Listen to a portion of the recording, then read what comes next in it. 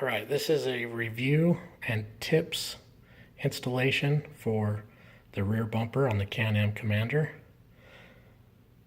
When I first went to go purchase this, the dealer said, are you going to do this yourself? I said, yes. They kind of advised me against it and said it's really a pain in the butt. But I am determined. I've put a lot of difficult things on this, and I will do reviews on everything else I've done. But this is the latest I have done. And I wanted to show you that it was a pain, but as I figured it out after 3 or 4 hours of installing this, a lot easier ways that it can be done. And they were things that I figured out that you don't find in the instructions or nowhere on YouTube.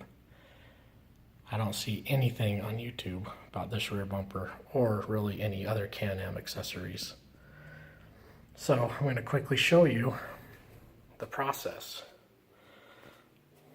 So the first thing that you'll do is you'll come down here.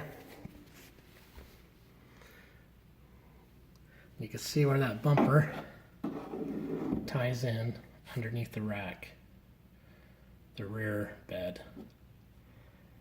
Now this is one of the problem areas.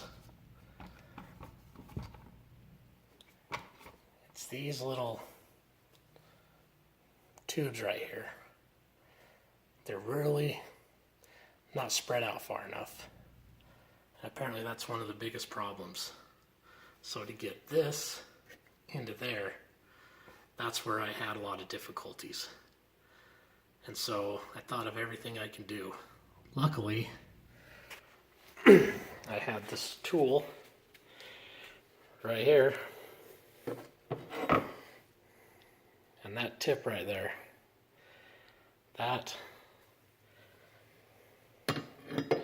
this spread right here is what allowed me to make this job a whole lot easier. I was able to go in here, I was able to grab, and it was just perfect to pull this apart. It was a lot of pressure. I had to have a neighbor come over and help me with this, but that's right there what made that 10 times easier. I did use a rubber mallet, and I put some cardboard right here, and I took the mallet and I just kind of hit as hard as I could, and that took forever. And then I realized I had this, and it almost just slid right in place. Now the other thing the instructions tell you is to go ahead and leave those bolts in, because the bracket slides into there. But as I found out, it was just hindering me and getting in the way. So I did end up pulling those completely out of the way. I didn't pull them all the way out, just enough so it cleared it, the metal going through. Now, this part up here really wasn't that bad. Once you got that, that was pretty easy. Up here, you gotta take this cap off. And I took this one off over here to show you. There's those 3 rivets in there. You will drill this rivet, and this rivet out. And they supply you with new ones. Now, you can see how this attaches onto there. These holes in this bracket are oblong, so you can move it around a little bit, make sure it fits. I made sure that that gap was nice and tight as I could get it without rubbing. And that's more what I was worried about. But that was fairly easy as long as you have the drill bit and a rivet gun. That was no big deal. Now, the other thing that the instructions tell you is when you go to put this piece on, you hold it up and you put pressure on it. And this is where you will need a friend again.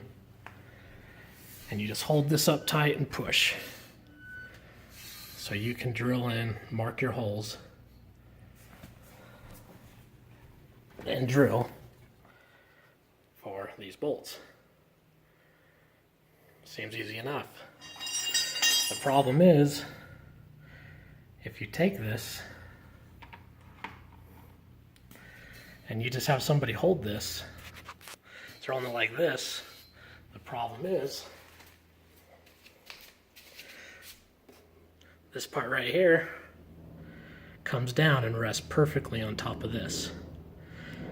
Now the problem with that is, when you go and open this, see how it has to go above that?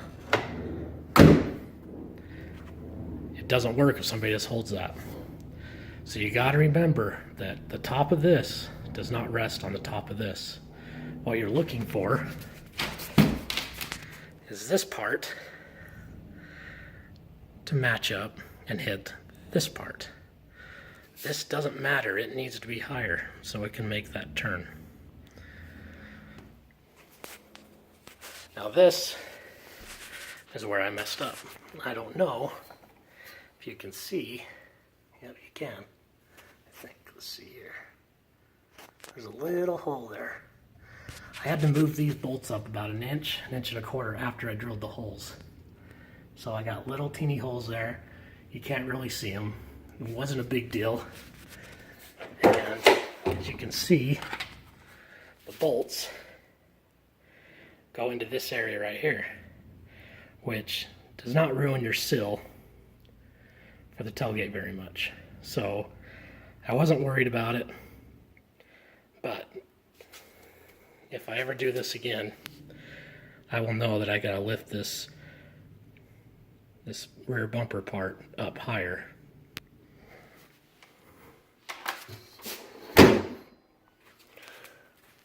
But all in all, it's a good fit.